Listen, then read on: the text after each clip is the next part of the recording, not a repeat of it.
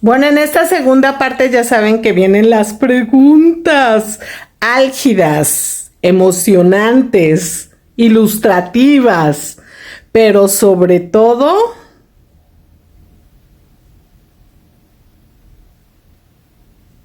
ay, creo que me trabé, y eso que nos oía, ¿eh? Pero también los humanos pues tenemos más defectos, las IAs también, porque las hizo un humano.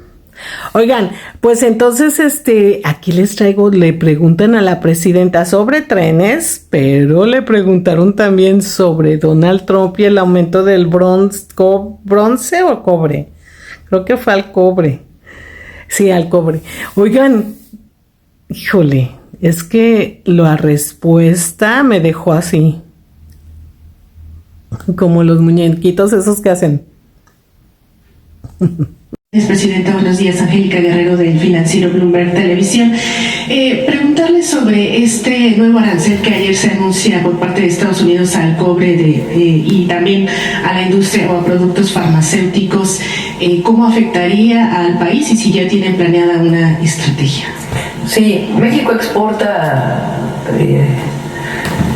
Los dos países principales de exportación del cobre son China, en primer lugar. Exportamos más a China que a Estados Unidos, pero sí exportamos a Estados Unidos. Mucho de ello es chatarra, que después es refinada en los Estados Unidos y que la requiere Estados Unidos.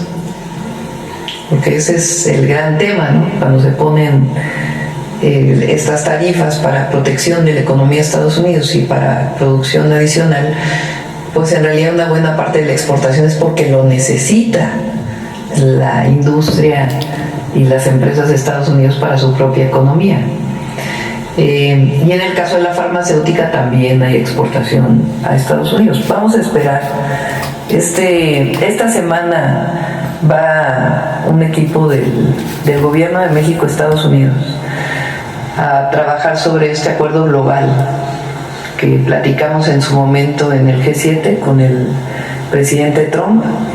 Lo encabeza el secretario de Economía, pero va un equipo de Hacienda y un equipo de Relaciones Exteriores. Y van a estar allá este viernes a iniciar todavía un proceso mayor de trabajo para los temas integrales. Seguridad, entre otros seguridad de la frontera, migración y comercio. Entonces inician pues estas conversaciones que acordamos con el presidente Trump y por supuesto que nosotros siempre vamos a buscar las mejores condiciones para México. Las decisiones pues muchas veces son del gobierno de Estados Unidos y nosotros lo que buscamos pues es apoyar para poder generar, por ejemplo en el cobre, pues otros esquemas de exportación, porque el cobre se requiere en muchos lugares del mundo. Entonces ahí hay algunas opciones. Repito, mucho del cobre que exportamos es a China. China es un gran importador de cobre. Y en el caso de la farmacéutica, pues ya saben ustedes que tenemos un plan integral para el desarrollo de la industria farmacéutica en México que cubra la demanda local y al mismo tiempo pues que se pueda exportar sí a Estados Unidos, pero buscar también otros mercados, que es parte del Plan México. Oigan, ok, México va y dice, yo he hecho esto y esto, ¿por qué no nos dice Estados Unidos qué ha hecho? A ver, ¿qué ha hecho en el tema de seguridad? A ver, Estados Unidos, nada más pusiste ciertas gentes ahí, punto. De la migración, pura agresividad, vas a hacer un muro. Pues, o sea, la verdad, la muralla china la tiraron, eso es lo que quieres, gastar un dinero en que luego se tire. Claro, porque quieres lo que va a ganar esa obra, ¿verdad? O sea, la verdad, Estados Unidos, no estás poniendo interés en nada de seguridad de tu país. Deberías de estar rehabilitando a la pobre gente que está con el fentanilo, cerrar todos esos lugares donde venden la droga, pero no, ¿verdad? Porque para ti es un negociazo. Dejar de estar trayendo gente inmigrante de otros países porque tus mismas organizaciones, y lo he visto y lo he comprobado con mis ojos, tus organizaciones dan dinero para ese paso de gente del sur al norte. Sí, me di cuenta, ahora que contraté unas personas de allá, que pasaron por aquí, por Monterrey, necesitaba yo pintar algo así rápido, y una persona dijo, no, sí, yo, porque tenía una hijita que tenía una enfermedad en el cerebro, como agua. Es una enfermedad que no conozco muy bien, pero es muy triste. Y la mamá abandonó a esa familia porque no quería a esa hija, pero el papá era un amor con su hija y trabajó, pero había más gente. Y esa más gente, escuché perfectamente cuando hablaba y decía, necesito 3,000 pesos, necesito 4,000, porque hay gente que la están financiando y eso no se vale. Porque entonces nos están creando el conflicto a todo el mundo, porque ese dinero sí está bien, yo no digo, si la persona quiere ir a trabajar allá, ¿por qué no hacen las cosas adecuadamente? Yo pienso que también estas gentes que son como tipo agencias, que se dedican a llevarse migrantes a Estados Unidos, ¿por qué no lo hacen por el área legal? ¿Por qué no se ponen a hablar con estos presidentes y sus congresistas y decirles, mira, la situación es esta, lo podemos hacer de esta forma, hagan las leyes? Para eso tenemos gobiernos, pero no. Lo más fácil, fuera de la ley. Señores, no estamos ciegos. Hemos vivido mucho, 63 años. Sabemos perfectamente de qué pie cojea toda la burocracia. Entonces, ¿dónde está tu trabajo interno en tu país? ¿Dónde estás, Julio César Chávez? ¿Dónde lo metiste? ¿Dónde está Ovidio Guzmán? ¿Dónde está el Chapo? O sea, la verdad. Si vamos ahorita a la cárcel con el Chapo, va a estar rodeado de ventajas. Pero eso sí, a los migrantes, que ellos son inocentes, los quieres tachar de criminales cuando el criminal mayor está en la presidencia de Estados Unidos. Sí, señores, él es el que ha hecho y deshecho las leyes de Estados Unidos, las ha deshecho. Él está acabando con eso que se llama humanidad, está acabando con eso que se llama leyes, con eso que se llama pues ya no sé cómo llamarle, porque no está haciendo su trabajo. Él se está dedicando a que la bolsa caiga para que sus amigos inviertan, vendan, compren y ganen. Él no está trabajando para gobernar. Por lo tanto, los neoliberales, lo digo, lo repito y lo sostengo, no deberían de estar en el gobierno. Oigan, una pregunta buenísima que le hicieron después de esto a la presidenta con el tema relacionado. Las decisiones pues muchas veces son del gobierno de Estados Unidos y nosotros lo que buscamos pues es apoyar para poder generar, por ejemplo en el cobre, pues otros esquemas de exportación. La Secretaría de Agricultura de ese país mencionó que no habrá amnistía para trabajadores agrícolas y que van a ser deportados si no tienen documentos. ¿Cuál es su opinión? Pues ayer no se entendió muy bien la propuesta que están haciendo, porque el presidente Trump antes había dicho que se iba a respetar si los empleadores establecían cuántos trabajadores necesitaban. Y ayer ya dijeron que eso no correspondía a la amnistía, entonces vamos a esperar a ver cuál es la propuesta que están haciendo y siempre nosotros en la defensa de los mexicanos en Estados Unidos. Presidenta, ya lo había comentado justamente con la presidenta, porque ahorita en el proceso de planeación de los nuevos trenes, justamente como vamos paralelo a los derechos de vía, a la vía que se opera actualmente de carga, pues hemos estado recorriendo todas las vías. O sea, ahorita hemos ido conociendo a través de vehículos pequeños, pues cómo es la vía, cómo es el trazo, dónde estaban las estaciones antiguas, etc. Todas y todos tenemos esta imagen de los trenes, les decía yo, construidos en el Porfiriato o después del Porfiriato, las primeras décadas del siglo XX. Sin embargo, la doble vía electrificada México-Querétaro efectivamente se empezó a construir a finales de los años 70, se construyó durante buena parte de los 80 y se puso en operación a inicio de los años 90. Es una doble vía que tiene estaciones, o sus estaciones principales eran Buenavista, Huehuetoca, Polotitlán, Tula, San Juan del Río y Querétaro. Incluso la estación de Tula, el fin de pasado un par de ocasiones por ahí, es una estación de pasajeros que se construyó y que quedó abandonada. Tiene ahí las placas de inauguración, como usted mencionaba, del presidente de la Madrid en aquel momento.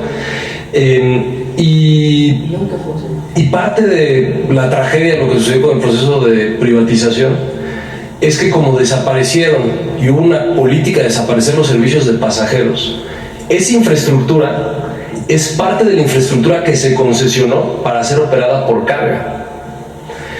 Incluso ya estaba en operación la vía electrificada, es decir, la catenaria, que es los postes, el cable y los brazos con subestaciones eléctricas desde la Ciudad de México hasta Querétaro, ya existía. Hoy esa vía tiene, los postes todavía ahí están, muy poquitos tramos tienen un cable, ya no está evidentemente en operación, porque cuando llegó el primer concesionario de carga, que en ese momento todavía era TFM junto con Kansas City, que ahora es CPKC, Canadian Pacific, lo primero que hicieron fue quitar la catenaria eléctrica para poder meter los trenes de doble altura de carga. Realmente la catenaria eléctrica habrá operado un par de años, hubo unas locomotoras eléctricas que operó Ferrocarriles Nacionales. Sí hubo problemas al inicio de la operación, pero tampoco se dio como un tiempo de puesta en servicio, puesta en marcha. Habrá personas que habrán recorrido en lo que se llamaba el tren El Constitucionalista. En los trenes que no eran eléctricos, todavía los de diésel, sí habrán recorrido sobre esa doble vía, que en términos de diseño tiene algunos tramos que podían llegar hasta 160 kilómetros por hora. Entonces, la historia, y por eso creo que es importante subrayarla, es esta paradoja de que el Estado mexicano hizo una grandísima inversión con un buen trazo para una vía de pasajeros Ciudad de México-Querétaro, y en el proceso de concesionamiento no se consideró que ese podía ser un servicio al público, sino simplemente el servicio de los privados, considerando que aparte existían otras dos vías de carga a Querétaro. Es decir, tenemos las vías del Porfiriato, que son conocidas como las vías A y B. Se construyeron en los años 80 las que son conocidas como las vías Juárez y Morelos, y las 4 se concesionaron para ser operadas para carga. Finalmente, Presidenta. La tragedia del neoliberalismo y la irresponsabilidad de la privatización de los ferrocarriles con Cedillo, porque había tramos que se acababan de construir, que evidentemente tenían demanda, como la México-Querétaro, con catenarias ya puestas, y ahora se usa para carga. Lo primero que hicimos era ver si ese podía ser el primer trazo para el México-Querétaro de pasajeros. El problema es que como va más rápido, pues tiene curvas demasiado angostas, y entonces no da para la velocidad que queremos ahora. Por eso se va a construir una nueva vía, además de que está concesionada para uno de los concesionarios. Entonces es la irresponsabilidad y la corrupción también, porque no olvidemos que Cedillo después se fue a trabajar a esa empresa a la que le concesionó esa vía que habían construido hacía unos años para hacer un tren eléctrico México-Querétaro. Es más, fue inaugurado por De la Madrid, y pocos años después se canceló. Antecesor Vicente Fox le encargó al ingeniero Loyola Vera, en ese plan México-Querétaro, garantizarnos a los mexicanos la conclusión de ello, que no, pues simplemente no acabó. Sí, no, pues cuántas promesas no cumplidas hubo ahí. Para empezar, la democracia. Andaban celebrando hace unos días los 25 años de la traición a la democracia. Porque la verdad Fox es eso, es un traidor a la democracia. Mucha gente, primero fue un pacto con Cedillo dicho por el propio Labastida en su libro y con Estados Unidos, dicho por Labastida, Y segundo, pues nada más hablemos del fraude electoral del 2006 y del desafuero. O sea, llegó a la presidencia para evitar unos años después, primero no cumplió la mitad de sus promesas, o más de la mitad, o casi todas. Roberto allí, pues seguro al ratito va a estar contestando. Y después, pues una traición tremenda, con el desafuero, inventando un delito al entonces jefe de gobierno, Andrés Manuel López Obrador, para que no participara en la elección. Viene la movilización social masiva en todo el país, se tiene que echar para atrás, pero de todas maneras él dijo no va a llegar López Obrador porque no va a llegar y es partícipe del fraude electoral del 2006. Sus promesas no cumplidas pues fue el México-Querétaro. Públicos, recursos del pueblo que se utilizaron para empresas paraestatales, para obra pública, que después se privatizaron. A ver si ahí la tienen. Miren, la estación de Tula. Ahí están las catenarias. Estas son.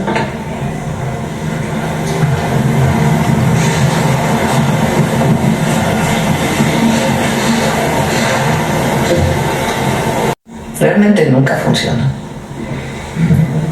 Pues ya vieron, Fox es igual a Milei.